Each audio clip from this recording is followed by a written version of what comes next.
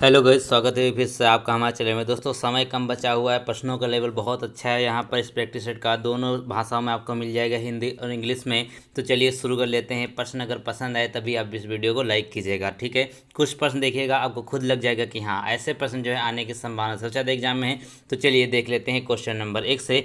यहाँ पर सबसे पहले क्या करते हैं, हिस्ट्री के प्रश्नों को देख लेते हैं, ठीक है। हिस्ट्री के प्रश्नों को देख लेते हैं। सबसे पहले यहाँ पे देखिए 5 क्वेश्चन आने हैं। तो कहा गया कि प्राचीन भारत में किस वंश के शासनकाल को स्वर्ण युग कहा जाता है, ठीक है। गोल्डन एज जो है या फिर गोल्डन एरा, वो किसे कहा जाता है, तो याद रखेंगे वो कौन सा शासक हो जाएगा, गुप्त, ठीक है। जो गुप्त साम्राज्य है इसको स्वर्ण युग कहा जाता है, याद रखेंगे। बहुत बार क्वेश्चन पूछा जा चुका है। अगले क्वेश्चन की तरफ चलते हैं। तो कहा गया कि तालीकोटा का युद्ध कब हुआ था, ठीक है। जो तालीकोटा का युद्ध है वो कब हुआ था, बैटल ऑफ तालीकोटा। तो याद रखेंगे इसका राइट आंसर हो जाएगा यहाँ पे 1565 में, ठीक है। 1565 में तालीकोटा का युद्ध होता है। बहुत ही आसान है। अगला क्वेश्चन कहते हैं यहाँ पर कि ईस्ट इंडिया कंपनी और बंगाल के नवाब के बीच जब प्लासी का युद्ध हुआ था उस समय मुगल सम्राट कौन था, ठीक है। प्लासी का जब युद्ध होता है तो वह डेट कौन सी होती है, 1757 होती है, ठीक है। इसके बाद एक युद्ध होता है बक्सर का, वह डेट कौन सी होती है, 1764 होती है।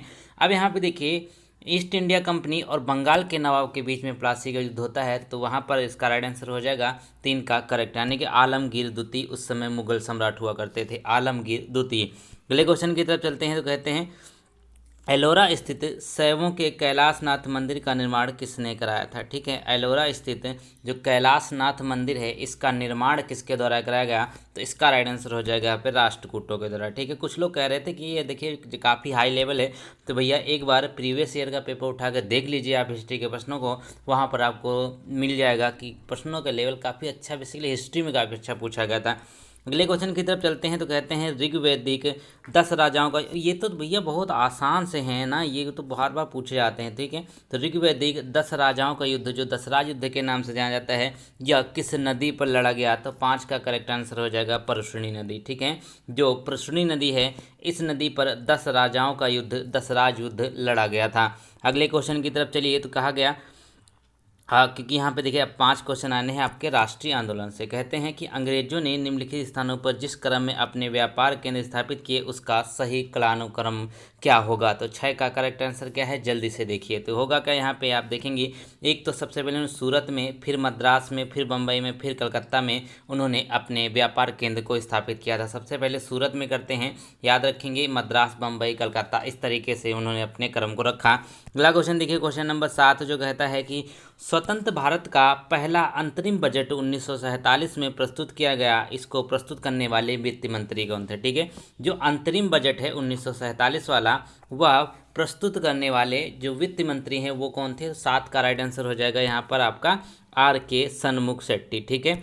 R.K. सन्मुख शेट्टी के द्वारा 1947 में अंतरिम बजट को प्रस्तुत किया गया और ये उस समय के वित्त मंत्री थे। अगले क्वेश्चन की तरफ अगला क्वेश्चन बहुत बार पूछा गया है एग्जाम में। तो कहते हैं नागरिक सेवा का जन्मदाता माना जाता है, ठीक है। Consider the father of civil service, ठीक है। तो याद रखेंगे 8 का करेक्ट आंसर हो जाएगा यहाँ पर आपका बी वाला, यानी कि कॉर्नवालिस को यहाँ पर नागरिक सेवा का जन्मदाता माना जाता है। लॉर्ड कॉर्नवालिस आप जानते हैं ये स्थायी बंदोबस्त के भी जनक कहे जाते हैं। अगले क्वेश्चन में चलते हैं। तो कहते हैं 1946 की बात है, कलकत्ता में व्यापक पैमाने पर सांप्रदायिक दंगों का कारण क्या था, ठीक है। 1946 की बात कर रहे हैं, तो वहाँ पर कोलकाता बेसिकली हमेशा ये सांप्रदायिक दंगों का विषय रहा, क्योंकि देखिए हिंदू मुसलमान हाथ से नहीं बहुत दिनों से हो रहा है। तो इस सांप्रदायिक दंगों का कारण जो वहाँ पे सबसे मुख्य था वो कौन था, तो चलिए इसको हम देख लेते हैं। तो होगा क्या, बेसिकली इसका करेक्ट आंसर हो जाएगा 16 अगस्त को मुस्लिम लीग द्वारा प्रत्यक्ष कार्यवाही दिवस मनाया गया, जिसके उपलक्ष्य में सांप्रदायिक दंगों का यहाँ पे उत्पन्न होना एक मुख्य रीजन हुआ करता था। 16 अगस्त को मुस्लिम लीग के द्वारा प्रत्यक्ष कार्यवाही दिवस मनाया गया, ये भी याद रखेंगे, ये भी पूछा जाता है। क्वेश्चन नंबर 10 की तरफ चलिए। तो कहते हैं यहाँ पर कि भारतीय शिक्षा का मैग्ना कार्टा किसे कहा जाता है, ठीक है। महाधिकार पत्र, ठीक है। भारतीय शिक्षा का मैग्ना कार्टा जो कहा जाता है, 10 का करेक्ट आंसर हो जाएगा यहाँ पर आपके लिए ऑप्शन नंबर ए वाला, यानी कि वुड डिस्पेज 1854 का जो महाधिकार पत्र है उसको कहा जाता है मैग्ना कार्टा, याद रखेंगे। अगला क्वेश्चन कहते हैं यहाँ पे जब भूगोल के 5 क्वेश्चन तरफ चलते हैं। कहा गया कि भारत की जनगणना 2011 के अंतरिम आंकड़ों के अनुसार निम्नलिखित में से किस राज्य में शिशु लिंगानुपात सर्वाधिक है। 11 का करेक्ट आंसर क्या होगा, ये हो जाएगा छत्तीसगढ़। ठीक है, ऑप्शन नंबर ए यहाँ पे एकदम करेक्ट हो जाएगा। छत्तीसगढ़ यहाँ पे एकदम करेक्ट है। यहाँ पे शिशु लिंगानुपात जो है सबसे ज़्यादा है 2011 की जनगणना के अनुसार। अगला क्वेश्चन देखिए तो कहते हैं कोच्चि बंदरगाह कहाँ पर स्थित है। ठीक है, ये कि बंदरगाह है कोच्चि, ये कहाँ पर है सभी को पता है, केरला में तो है, लेकिन अगर यहाँ पे तट पूछ लिया जाए तब आप क्या जवाब देंगे, याद रखेंगे ये हो जाएगा कौन सा, मालाबार तट। ठीक है, मालाबार और कोरोमंडल में आई थिंक आप कंफ्यूज होते होंगे, तो कोरो में का आ रहा है तो इसका मतलब ये केरल में नहीं है, तो ये मतलब रिलेट करना है जहाँ जैसे याद कर लीजिए, तो ये केरल में नहीं है। और मालाबार तट है जो याद रखेंगे वो कहाँ पे है, केरल की तरफ है, जैसे भारत का ये वाला एरिया है यहाँ पर आपको देखने को मिलता है। तो कोच्चि बंदरगाह भी आपके मालाबार तट पर ही है। चलिए अगला क्वेश्चन देखिए।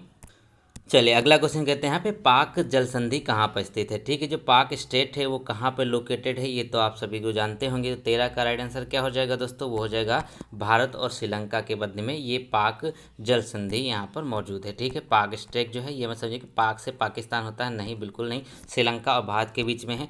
अगला क्वेश्चन कहता है कि राष्ट्रीय जलमार्ग राजमार्ग जो है वो जोड़ता है, कहाँ होगा यहाँ पे, राष्ट्रीय राजमार्ग जो है नेशनल हाईवे बेसिकली 1 जो है ये जोड़ता है। तो सबसे पहले यहाँ पे याद रखने की बात है किसको जोड़ता है, 14 का करेक्ट आंसर हो जाएगा यहाँ पे, ये दिल्ली से अमृतसर को जोड़ता है। ठीक है, ऑप्शन नंबर डी करेक्ट होगा, क्या होगा, दिल्ली से अमृतसर को जोड़ता है, दिल्ली टू अमृतसर याद रखेंगे। अगला क्वेश्चन कहते हैं यहाँ पर कि सलाल जल विद्युत परियोजना किस राज्य में स्थित है। ठीक है, कौन सी जल विद्युत परियोजना, सलाल जल विद्युत परियोजना, ये किस राज्य में स्थित है। तो 15 का करेक्ट आंसर होगा दोस्तों यहाँ पर होगा जम्मू कश्मीर। ठीक है, जम्मू कश्मीर, इसका ऑप्शन नंबर 20 एकदम सही हो जाएगा, सलाल जल विद्युत परियोजना जम्मू कश्मीर में स्थित है। अगले क्वेश्चन की तरफ चलते हैं।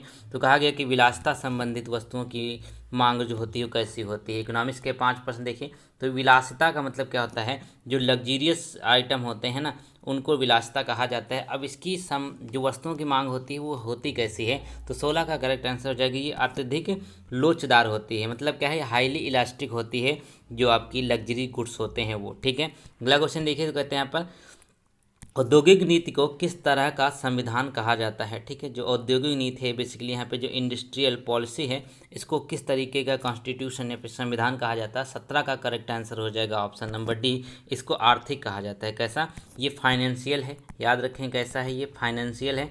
चलिए इसका राइट आंसर अगला देखेंगे। अगले में कहा गया कि भारत में अणु शक्ति उत्पादन केंद्र कहाँ पर है। ठीक है, भारत का जो अणु शक्ति उत्पादन केंद्र है वो कहाँ पर है, तो 18 का राइट आंसर हो जाएगा, nuclear power generation centre in India is located in 18 का राइट आंसर होगा यहाँ पे तारापुर। तारापुर कहाँ पे है, याद रखेंगे महाराष्ट्र में है। चलिए तारापुर कहाँ पे, महाराष्ट्र में है, इसको याद रखेंगे। अच्छा, इससे पहले एक चीज़ अगर आप सुनना चाहें तो मैं आपको बता दूं, रिवीजन पीडीएफ अगर आपको लेना है तो ले लीजिएगा, बहुत ही शानदार उसमें आपको क्वेश्चन देखने को मिलते हैं। मात्र 40 रुपये है, उसमें आपको हर सब्जेक्ट का यहाँ पर आपका मोस्ट इंपॉर्टेंट क्वेश्चन मिलेगा, और करंट अफेयर के तो बहुत सारे क्वेश्चन, लगभग यहाँ पे 1000 के आसपास क्वेश्चन करंट अफेयर के हैं, तो उससे बाहर तो कुछ नहीं जाएगा, और बहुत ही मज़ा आने वाला है पढ़ने में कि पीडीएफ इतना क्लीन और यहाँ पे अच्छे से बनाई गई है। चलिए देखिए क्वेश्चन नंबर 19, कहा गया कि भारत में विद्युत उत्पादन की दृष्टि से प्रथम स्थान है, किसका है, तो भारत में विद्युत उत्पादन की दृष्टि से जो प्रथम स्थान है 19 का करेक्ट आंसर क्या हो जाएगा, ऑप्शन नंबर सी, वो हो जाएगा ताप विद्युत का। ठीक है, जो थर्मो इलेक्ट्रिक है ये भारत में सबसे ज़्यादा इसी से यहाँ पे बिजली उगाई मतलब क्या उत्पन्न की जाती है, कितने, थर्मो इलेक्ट्रिक से। ठीक है, क्वेश्चन नंबर अगर 20 देखिए तो कहते हैं कि यहाँ पर कि कुल पूर्ति की तुलना में मांग में अत्यधिक वृद्धि के परिणाम स्वरूप मूल्य के समान स्तर में स्थिर वृद्धि को क्या कहते हैं। ठीक है, देखिएगा तो कहते हैं यहाँ पे 20 का करेक्ट आंसर क्या हो जाएगा दोस्तों, हो जाएगा ए, उसको कहते हैं यहाँ पे डिमांड पुश इन्फ्लेशन। ठीक है, मांग पुश स्फीति जो है ये करेक्ट आंसर हो जाएगी। एक बार इसको फिर से पढ़िए अगर आपको समझ में नहीं आया है, कुल पूर्ति की तुलना में मांग में अत्यधिक वृद्धि के परिणाम स्वरूप मूल्य के समान स्तर में स्थिर वृद्धि को मांग पुश स्फीति कहा जाता है। ठीक है, अभी भी नहीं समझे तो एक बार इंग्लिश में भी पढ़ लीजिए, आपको यहाँ पर ये चीज़ एकदम क्लियर हो जाएगी। इकोनॉमिक्स है थोड़ा सा तो आपको झेलाएगी है। क्वेश्चन नंबर 21 देखिएगा, कहा गया कि भारत का उच्चतम न्यायालय कानून या तथ्य के मामले में राष्ट्रपति को परामर्श देता है। पॉलिटी की तरफ बढ़ चले हैं, 5 क्वेश्चन के लेने वाले हैं। ठीक है, तो कहा गया भारत का उच्चतम न्यायालय कानून या तथ्य के मामले में राष्ट्रपति को अपना परामर्श देता है। 21 का करेक्ट आंसर हो जाएगा यहाँ पर क्या, तभी वह ऐसे परामर्श के लिए कहता है। जब वह ऐसे परामर्श के लिए कहता है तभी राष्ट्रपति को परामर्श यहाँ पर उच्चतम न्यायालय देता है। ठीक है, याद रखेंगे, मतलब बिना इसकी अनुमति के कोई भी इसको परामर्श नहीं दे सकता। अगला क्वेश्चन देखिए, तो कहते हैं यहाँ पे कि लोकसभा के स्पीकर का निर्वाचन होता है। ठीक, लोकसभा के स्पीकर का निर्वाचन होता है, तो 22 का करेक्ट आंसर क्या हो जाएगा यहाँ पर, लोकसभा के सभी सदस्यों द्वारा। ठीक है, लोकसभा के जितने भी सदस्य होते हैं वो सब मिलकर वहाँ के स्पीकर को चुनते हैं, याद रखें। गाइस क्वेश्चन नंबर 23 देखिए, तो कहते क्या है कि राष्ट्रपति का जो अभिभाषण होता है उसको कौन यहाँ पे तैयार करता है। ठीक है, who prepare the president address, इसको एड्रेस कहा जाता है या जो इसका अभिभाषण होता है। तो देखिए इसको तैयार करने का जो जिम्मेदारी होती है वो होती है सब किसकी, केंद्रीय मंडल की, यानी कि यूनियन कैबिनेट की। ठीक है, केंद्रीय मंत्रिमंडल के द्वारा उनके अभिभाषण को तैयार किया जाता है। अगला क्वेश्चन देखिए, क्वेश्चन नंबर 24 कहता है निम्नलिखित में से कौन सा कथन सही नहीं है। तो चलिए इसको देख लेते हैं। तो कहा गया पहला कथन कि भारत एक संपूर्ण प्रभुत्व संपन्न लोकतांत्रिक गणराज्य है। ये तो सभी को पता है कि ये जो वो सेंटेंस है बिल्कुल सही है, क्योंकि प्रस्तावना में पहले ही आप इसको पढ़।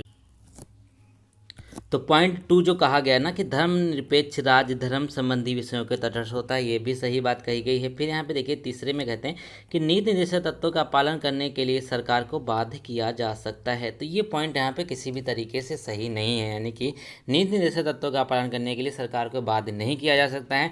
भारतीय संविधान लिखित और व्यापक है, तो पहला, दूसरा और चौथा जो पॉइंट है एकदम करेक्ट है। करेक्ट जो नहीं है वो यहाँ पे तीसरा नहीं है। अगला क्वेश्चन देखिए यहाँ 25 में, तो कहते हैं कि भारतीय संविधान के अनुसार निम्नलिखित में से कौन युद्ध की घोषणा करने अथवा शांति की स्थापना के लिए वैधानिक रूप से समक्ष है। ठीक है, देखिए तो कहते क्या हैं कि कौन युद्ध की घोषणा करने अथवा शांति की स्थापना करने के लिए वैधानिक रूप के जो समक्ष है वो कौन से हो जाएंगे। तो 25 का करेक्ट आंसर हो जाएगा यहाँ पर राष्ट्रपति। ठीक है, युद्ध का बात हो या फिर किसी भी यहाँ पर शांति की बात हो, तो देखिए एक जो सर्वोपरि निर्णय होता है वो राष्ट्रपति का ही होता है हर जगह, याद रखेंगे। अगला क्वेश्चन कहता है यहाँ पर साइंस के 5 प्रश्नों को देखें, तो कहते हैं -150 डिग्री सेल्सियस से कम तापमान के उत्पादन नियंत्रण और अनुप्रयोग संबंध विज्ञान को कहा जाता है। अब देखिए जो -150 डिग्री से कम टेम्परेचर जहाँ पे होता है वहाँ पर अगर यहाँ पे देखिए जो प्रोडक्शन होता है, प्रोडक्शन कंट्रोल एंड एप्लीकेशन, उसको कहा क्या जाता है। तो 26 का राइट आंसर हो जाएगा, उसको क्रायोजेनिक कहा जाता है। देखिए क्रायोजेनिक इंजन आपने सुने होंगे।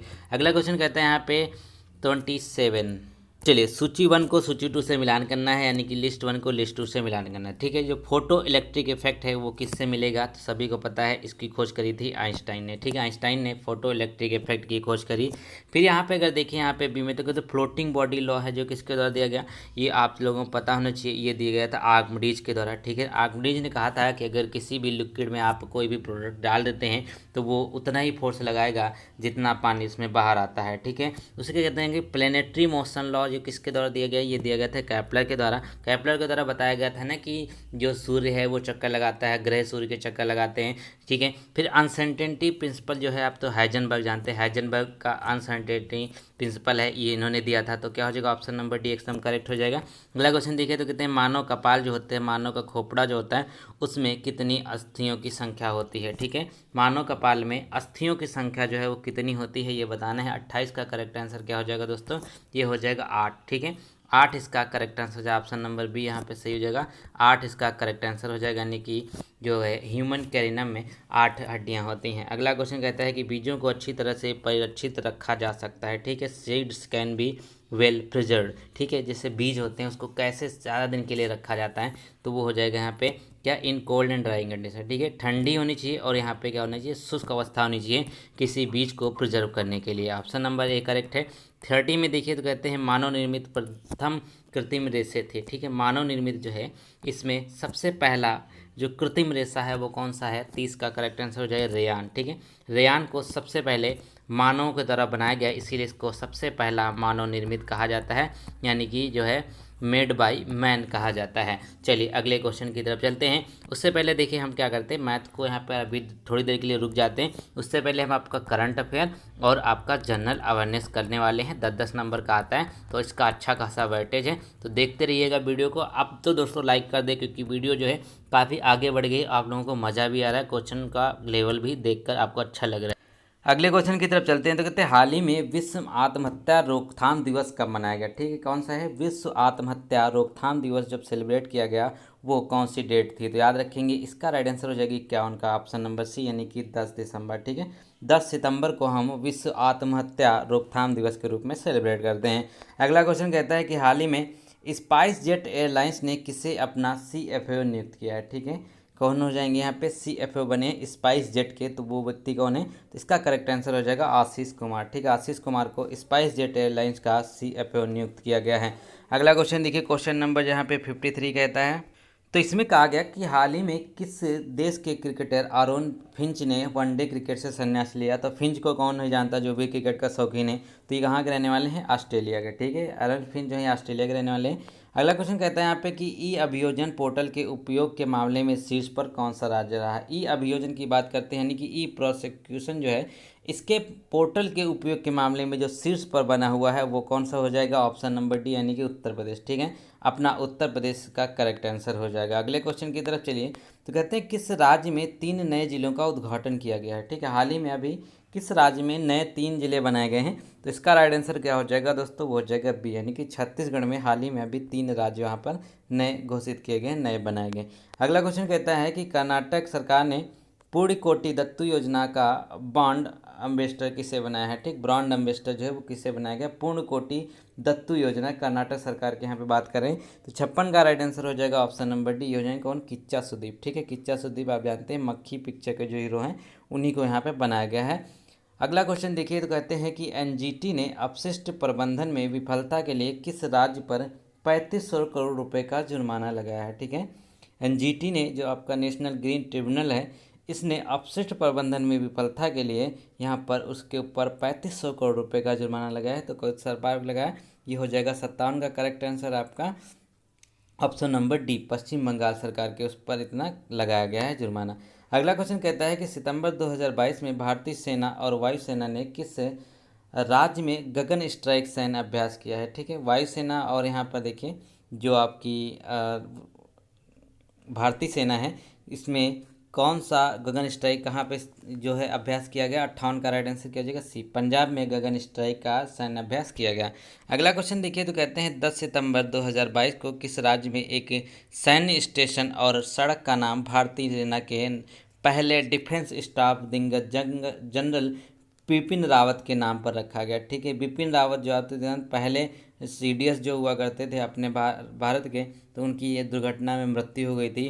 तो याद रखेंगे इसका करेक्ट आंसर क्या? अरुणाचल प्रदेश में इनके नाम पर यहाँ पर बनाई गई है, एक सड़क का नाम भी रखा गया, एक सैन्य स्टेशन भी इनके नाम पर बनाया गया है। क्वेश्चन नंबर 60 में देखिए, तो कहते हैं कि हाल ही में मिस अर्थ इंडिया 2022 का खिताब किसने जीता है। ठीक है, मिस अर्थ इंडिया 2022 की बात कर लेंगे तो 60 का राइट आंसर क्या है? ऑप्शन इसके देख लेंगे तो यहाँ पे हो जाएंगी वंशिका परमार। ठीक है, वंशिका परमार को यहाँ पर नियुक्त किया गया है क्या? Miss Earth India 2022। ठीक है, थोड़े से क्वेश्चन आपको यहाँ पर सितंबर के भी देखने को मिले, तो हो सकता है PET वालों का मूड घूम जाए और आपको बहुत ही लेटेस्ट पूछ ले, जैसे कि पूछते हैं वो लोग। ठीक है, वर्तमान अब जनरल अवेयरनेस के देखें तो वर्तमान में कहते हैं कि G7 में 1975 में फ्रांस और उनके गठन के समय कितने सदस्य थे। ठीक है, फ्रांस और उनके गठन के समय, फ्रांस में उनके गठन के समय कितने सदस्य थे? G7 की बात करें तो 61 का करेक्ट आंसर हो जाएगा बी, यहाँ पे टोटल 6 सदस्य हुआ करते। ठीक, G7 नाम तो है लेकिन यहाँ पे टोटल 6 सदस्य हुआ करते थे, याद रखेंगे। 1975 की बात है। अगला क्वेश्चन कहता है कि संत कबीर सम्मान किस क्षेत्र में दिया जाता है। ठीक है, एक सम्मान है जिसका नाम है संत कबीर सम्मान, ये किस क्षेत्र में दिया जाता है? तो इसका राइट आंसर क्या हो जाएगा? 62 का, वह हो जाएगा बुनाई। ठीक है, क्या होगा? बुनाई के क्षेत्र में, आप ऑप्शन नंबर बी करेक्ट हो जाएगा, बुनाई के क्षेत्र में संत कबीर सम्मान दिया जाता है। अगला क्वेश्चन देखिए, तो कहते हैं माई कंट्री माई लाइफ के लेखक कौन है। ठीक है, माई कंट्री माई लाइफ के जो लेखक हैं वो कौन हो जाएंगे? तो इसका राइट आंसर क्या हो जाएगा? 63 का, वो देखिए तो हो जाएगा ऑप्शन नंबर बी, यानी कि LK आडवाणी। ठीक है, LK आडवाणी जो हैं ये आपके करेक्ट आंसर है, माई कंट्री माई लाइफ के लेखक हैं। अगला क्वेश्चन यहाँ पे कहता है कि रेड क्लिफ रेखा किन 2 देशों के बीच अंतर्राष्ट्रीय सीमा रेखा है। ठीक है, रेड क्लिफ रेखा की बात करते हैं तो किन 2 देशों के बीच में अंतर्राष्ट्रीय सीमा रेखा है? तो चलिए इसका भी राइट आंसर यहाँ पे देखें तो 64 का जो करेक्ट आंसर होगा दोस्तों वो हो जाएगा भारत और पाकिस्तान। ठीक है, भारत और पाकिस्तान के बीच में यहाँ पर ऑप्शन नंबर ए एकदम करेक्ट हो जाएगा, रेड क्लिफ रेखा है।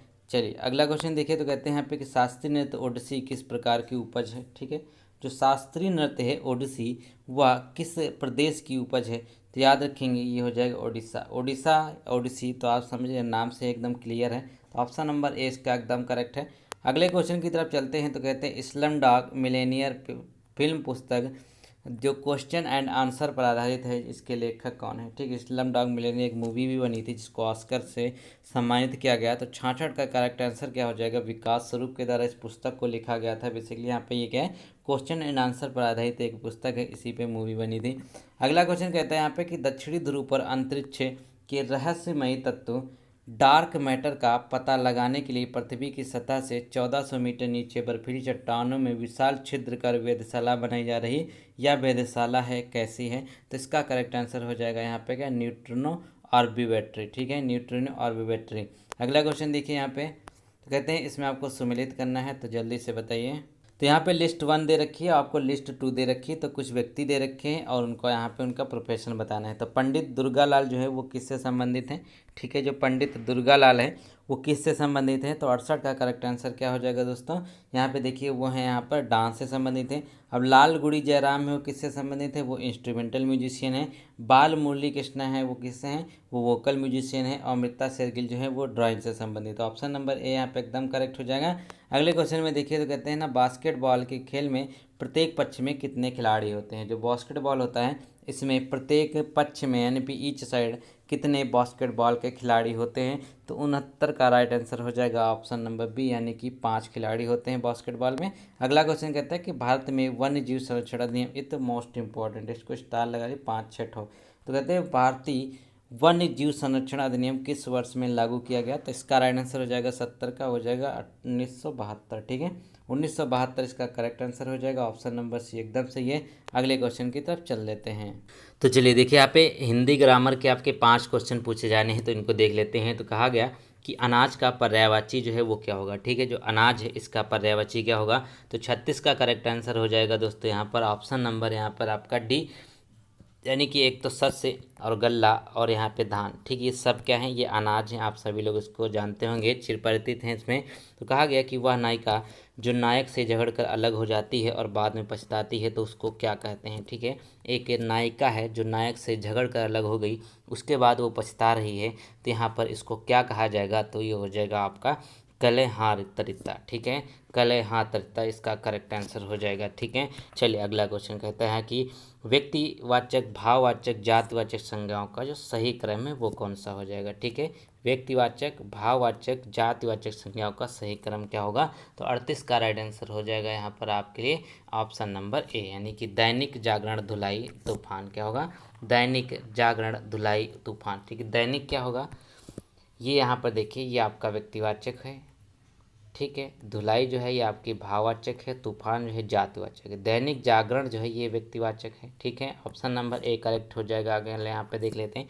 तो कहा गया कि अधिकार सुख कितना मादक कितना सारहीन है, इस उक्ति किसके द्वारा लिखा गया है। ठीक है, अधिकार सुख जो है कितना मादक कितना सारहीन है, इस यह उक्ति किसके द्वारा लिखी गई है, तो 39 का राइट आंसर होगा यहाँ पर ऑप्शन नंबर ए, इसको लिखा गया है जयशंकर प्रसाद के द्वारा। ठीक है, किसके द्वारा, जयशंकर प्रसाद के द्वारा। अगले क्वेश्चन की तरफ चलिए। तो कहते हैं कि जो पद्मावत है नामक प्रसिद्ध ग्रंथ के लेखक का नाम क्या है। पद्मावत किसके द्वारा लिखी गई है, तो याद रखेंगे ये हो जाएंगे मलिक मोहम्मद जायसी, यानी कि जायसी इसके करेक्ट आंसर हो जाएंगे। ये पद्मावत जो है ये जायसी के द्वारा लिखी गई, ऑप्शन नंबर बी इसका एकदम करेक्ट हो जाएगा। तो चलिए यहाँ पे अगले प्रश्नों की तरफ चल लेते हैं। तो इसमें कहा गया 41 से 43 के बीच में इंग्लिश के आपको जो अभी को पता है कि पैसेज आने हैं इसमें, तो पैसेज आपको देख रहा होगा एक यहाँ पे, तो इस पैसेज को आप पढ़ लीजिए वीडियो पॉज करके। एक छोटा सा पैसेज है, इसके बाद हम इसके क्वेश्चन को कर लेते हैं। ठीक है, चलिए तो यहाँ पे ये पैसेज ख़त्म होता है, तो इसके क्वेश्चन देख लेते हैं। तो कहा गया कि जो Michael Faraday and Joseph Henry discover. ठीक है, जो माइकल फैराडे और जोसेफ हेनरी ने क्या खोज करी, क्या डिस्कवर किया इन्होंने, तो 41 का राइट आंसर क्या हो जाएगा दोस्तों, ये हो जाएगा the principle of electromagnetic induction. तो साइंस का भी क्वेश्चन है, the principle of electromagnetic induction है किसके द्वारा डिस्कवर करी गई, माइकल फैराडे के द्वारा। अगला क्वेश्चन देखिएगा तो कहते हैं यहाँ पर कि अनदर वर्ड ऑफ एडवेंट, ठीक है, एडवेंट का जो दूसरा अर्थ है वो क्या होता है, ठीक है, दूसरा वर्ड है जो क्या होगा, तो 42 का करेक्ट आंसर क्या हो जाएगा दोस्तों, वो हो जाएगा यहाँ पे आपका अराइवल, ठीक है। एडवेंट का मतलब ही होता है आना, अराइवल का भी मतलब होता है आना, ठीक है। अगला क्वेश्चन कहता है the generator was also known as the dash, ठीक है, जनरेटर जो है वो किस तरीके से किस नाम से भी जाना जाता है, तो ये याद रखेंगे डायनामो, ठीक है। जनरेटर जो है ये आल्सो नोन एज डायनेमो, इसका राइट आंसर क्या हो जाएगा, डायनेमो, ठीक है। चलिए अगला क्वेश्चन देखिएगा तो कहते हैं यहाँ पर कि try to find noun in the given sentence, इसमें आपको नाउन फाइंड करना है। तो I had to call out our local mechanic, ठीक है। तो 44 का राइट आंसर क्या हो जाएगा दोस्तों, ये हो जाएगा आपका मैकेनिक। मैकेनिक जो है आप सभी जानते हैं ये आपका नाउन हो जाता है, किसी पर्सन को हम मैकेनिक करते हैं तो पर्सन, प्लेस, किसी चीज़ का नाम, वस्तु का नाम, ठीक है, इन्हीं सबको तो हम नाउन कहते हैं, तो मैकेनिक इसका करेक्ट आंसर है। अगला क्वेश्चन कहता है कि दे इलेक्टेड हिम सेक्रेटरी, ठीक है, कहते हैं कि उनको दे इलेक्टेड हिम सेक्रेटरीज का वॉइस चेंज करना है। तो देखिएगा तो क्या हो जाएगा यहाँ पे 45 का करेक्ट आंसर, बहुत ही आसान है, ये हो जाएगा ही वाज इलेक्टेड सेक्रेटरी, ठीक है। चलिए अगला क्वेश्चन देखिएगा तो 46 में कहा गया कि यदि शेषन का कद अम्मू से लंबा है लेकिन राजू से छोटा है और अम्मू और नितिन की लंबाई बराबर है परंतु अम्मू किशोर से लंबी है तो नितिन डैश है, ठीक है। यदि शेषन का कद अम्मू से लंबा है, ठीक है, हमने यहाँ पे शेषन लिख लिया, शेषन जो है वो क्या है, अम्मू से लंबा है, अम्मू को हमने ए कर दिया, फिर कहते हैं लेकिन राजू से छोटा है, ठीक है, ये क्या है, ये राजू से छोटा है, यानी कि राजू जो है वो शेषन से बड़ा है, ठीक है। तो इस तरीके से फिगर बनना है। फिर कहते हैं अम्मू और नितिन की लंबाई बराबर है, ठीक है, अम्मू इक्वल टू नितिन, ठीक है, अम्मू इक्वल टू नितिन, परंतु अम्मू किशोर से लंबी है, ठीक है, अम्मू जो है वो किशोर से लंबी है, ठीक है। तो ये अम्मू हो गई, ये यहाँ पे देखिए ये लंबी हो जाएगी क्योंकि अन्नू और यहाँ पे एन और ए बराबर हैं, तो यहाँ पे हम अम्मू जो है वो किशोर से लंबी है तो के यहाँ पे हो जाएगा कि नहीं हो जाएगा, ठीक है, ये इससे लंबी होगी, देखिएगा तो दोनों बराबर हैं तो इसमें कोई फर्क नहीं पड़ेगा कौन बड़ा कौन छोटा। जो नितिन है वो क्या होगा, ठीक है, तो देखिएगा तो नितिन जो है वो क्या होगा, तो हमारा पास यहाँ पे ये इक्वेशन है, तो नितिन क्या होगा ऑप्शन में देखिएगा तो शेषन के बराबर लंबा है, ठीक है, नहीं ये गलत है, अम्मू से छोटा है, ठीक है, अम्मू से छोटा है, अम्मू के बराबर है, राजू से लंबा है, ठीक है, राजू से लंबा नहीं है, शेषन से छोटा है, ठीक है। तो हमारा देखिए डी वाला जो ऑप्शन है वो बनना है कि नहीं, शेषन से छोटा है क्योंकि शेषन जो है ऑलरेडी यहाँ पे बड़ा है, ठीक है। तो क्या हो जाएगा ऑप्शन नंबर डी इसका एकदम करेक्ट होगा। अगला क्वेश्चन देखिए तो कहते हैं यदि किसी निश्चित भाषा में चारकोल को कूट भाषा में इस तरीके से लिखा जाता है, ठीक है, चारकोल को इस तरीके से लिखा जाता है तो मोराल को इस तरीके से लिखा जाता है, तो आपको यहाँ पे रॉक के लिखना है, ठीक है, ROCH। तो सिंपल सी करनी क्या है, देखिएगा जो कोडिंग यहाँ पर है ना वही आपको यूज करनी, आर जो है आर का यूज किससे किया गया है, तो देखिएगा आर का यूज जो है यहाँ पर देखिए 6 से किया गया, इसमें भी आप 6 देख सकते हैं, तो 6 हमारा कहाँ हो गया, 6 आ गया। अब ओ की बात कर लेते हैं, ये पहला 6 हो गया, अब ओ किससे कोड किया गया, 9 से किया गया है, तो 6 9 आ गया, देखिए 3 ऑप्शन अभी भी मिले हैं, 6 9 हो गया। फिर कहते हैं यहाँ पे सी का कोड किससे किया गया है दोस्तों, सी का 4 से किया गया, 6 9 4 हो गया, तो आप देखेंगे ऑप्शन नंबर ए आपको मिल गया। तो याद रखेंगे इस तरीके से आपको करने होते हैं। अगला क्वेश्चन कहता है यहाँ कि आपको ए से जेड तक वर्णमाला दी गई है, जी और यू के एकदम बीच में आने वाला अक्षर कौन सा होता है, ए और जेड तक यहाँ पर वर्णमाला है, तो जी और यू के एकदम बीच में कौन सा है, क्या तो वर्णमाला आप लिख लीजिए या फिर अगर आपको याद है तो बहुत अच्छी है। तो इसके बीचों बीच में कौन आता है, तो याद रखिए एन है जो सबसे बीच में आता है, ठीक है, एन क्या है, ये सबसे बीच में आता है, आप इसको लिख के देख लीजिए ABCD, ठीक है। थोड़ा सा टाइम मुझे लग जाएगा तो आप लोग कर लीजिएगा, तो बहुत ही आसान है, बच्चों वाला है, इसको तो बताने का कोई मतलब ही नहीं बनता है। अगला क्वेश्चन देखिएगा तो कहते हैं यहाँ पर आपके लिए एक क्वेश्चन दिया हुआ है कि जो के है जे का भाई है, एम है के की बहन है, पी एन का भाई है, एन जे के पुत्री है, ठीक है। चलिए देख लेते हैं तो पी का चाचा कौन हुआ, ये यहाँ पर आपको बताया गया है, ठीक है। तो चलिए हम इसको देख लेते हैं, पहले से शुरुआत कर लेते हैं, हम यहाँ पे फैमिली ट्री बनाने की कोशिश करते हैं। तो के जे का भाई है, ठीक है, क्या था के जो है ये क्या है, कहते हैं ना कि जे का भाई है, ठीक है, के जो है जे का भाई, तो के जो है प्लस में आएगा। फिर कहते हैं एम के की बहन है, ठीक है, ठीक है, मान लेंगे तो एम जो है वो क्या है, वो के की बहन है, बिल्कुल बात है। फिर पी एन, देखिए जो एक जनरेशन के होंगे एक सीध में रहेंगे, तो अभी हमने एक ही जनरेशन ले, तो पी एन का भाई है, ठीक है, इसको अभी हम छोड़ देते हैं। तो कहते हैं एन जो है जे की पुत्री है, ठीक है, एन जो है वो जे की पुत्री है, तो जे की यहाँ पे पुत्री, एन ये निगेटिव हो जाएगी क्योंकि निगेटिव मतलब फीमेल है, तो ए फीमेल है। आप कहते हैं पी एन का भाई है, ठीक है। जो पी है ना वो क्या है, वो यहाँ पे एन का भाई। देखिए बिल्कुल सेम यहाँ पे बना है कि नहीं बना है फिगर, बिल्कुल सेम बना है कि नहीं बना है, बिल्कुल बना है। अब पी का चाचा कौन है, अब पी का जो चाचा है वो कौन होगा, तो देखिएगा पी का चाचा कौन होगा तो आप लोग जानेंगे क्या हो जाएगा यहाँ पर। देखिए तो पी का चाचा कौन होगा दोस्तों, वो हो जाएगा यहाँ पे के हो जाएगा, ठीक है। के जो है इसका करेक्ट आंसर हो जाएगा। चलिए अगला क्वेश्चन देखिए क्या हो जाएगा, के ऑप्शन नंबर एकदम सही होगा, ठीक है। चलिए अगला क्वेश्चन देखिए, कहते हैं कि लुप्त अक्षरों की एक संख्या एक समान नहीं है, निम्नलिखित में से कौन सी श्रृंखला में उपयुक्त नियम का पालन किया गया है, ठीक है। तो कहते हैं यहाँ पे कि number of missing letter is not the same in which the following series above rule is not follow, ठीक है। तो कहते हैं एक यहाँ पे है जिसमें एक डिफरेंट है सबसे, ठीक है, बाकी जो हैं यहाँ 3 मैच करते हैं, एक सबसे डिफरेंट है, तो इसमें आपको ढूंढना है। तो चलिए इसको हम देख लेते हैं, ठीक है। तो क्या हो जाएगा दोस्तों, यहाँ पे देखिए इसका अपोजिट दिया हुआ है, जस्ट इसका अपोजिट दिया हुआ है। तो 50 में यहाँ पे देखिएगा तो क्या हो जाएगा, एम का एन होता है, इसीलिए यहाँ पे गलत हो जाएगा। डी का जी होता है, जे का एम होता है, ठीक है, पी का एस होता है। तो यहाँ पे इस तरीके से आप देख सकते हैं, ये आपका करेक्ट आंसर हो जाएगा ऑप्शन नंबर ए वाला। चलिए अगला क्वेश्चन यहाँ पर देख लेते हैं।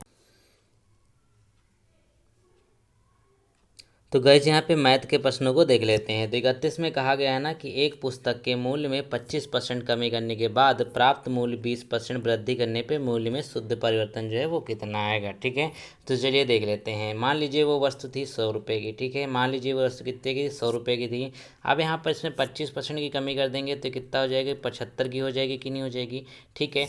अब ये कहा गया कि इसमें 20% की फिर से वृद्धि कर दी गई, ठीक है। अब 75 की जो वस्तु हो गई तो इसमें हमें 120% की फिर से बढ़ोतरी कर देंगे, यानी कि 20% बढ़ोतरी फिर से कर देंगे तो हमारे में क्या फ़र्क पड़ेगा, ठीक है। तो देखिए यहाँ से एक जीरो कट जाएगी, ये कट जाएगा, तो 5 से 15 से 75 ये कट जाएगा, 5 दूनी 10 कट जाएगा, तो 2 छंग 12 ये कट जाएगा, तो 15 छक्का यहाँ पे कितना हो जाएगा, 90 हो जाएगा, ठीक है, 90 हो जाएगा, 15 छक्का 90। और पहले कितना था, पहले था 100 हमारा। तो इसमें टोटल कितना डिफरेंस देखने को मिल रहा है, ये 10 का डिफरेंस देखने को मिल रहा है। कितना, ऑप्शन नंबर डी इसका करेक्ट हो जाएगा, यानी कि टोटल 10% की कमी आपको इसमें देखने को मिल जाएगी, ठीक है। अगला क्वेश्चन देखिएगा, क्वेश्चन नंबर यहाँ पे जो 32 है तो बहुत ही आसान है। इसमें सिर्फ आपको मान निकालना है। तो मान हम कैसे निकालते हैं देखिएगा, तो मान कैसे निकालते हैं, 1/2 यहाँ पर दिया हुआ, 1/2 1/2। तो क्या करना है, इसका एलसीएम आप देख ही रहे हैं, इनका एलसीएम आपको 2 मिल ही रहा है, तो इसका कोई फ़र्क नहीं पड़ेगा, 1/2 आपका करेक्ट आंसर हो जाएगा, यानी कि ऑप्शन नंबर 20 का एकदम सही हो जाएगा, 32 का, ठीक है। क्या हो जाएगा आपका, आपका माफ़ कीजिएगा, यहाँ पर देखिए ऊपर का तो जुड़ेगा ही ना, ऊपर का जुड़ेगा, बिल्कुल सही। नीचे कैल्शियम बराबर है तो नीचे 2 रहेगा, ऊपर के का जुड़ जाएगा, तो क्या हो जाएगा, 3/2 इसका करेक्ट आंसर हो जाएगा। कितना हो जाएगा, ऑप्शन नंबर डी इसका सही, 3/2 इसका करेक्ट आंसर हो जाएगा, ठीक है।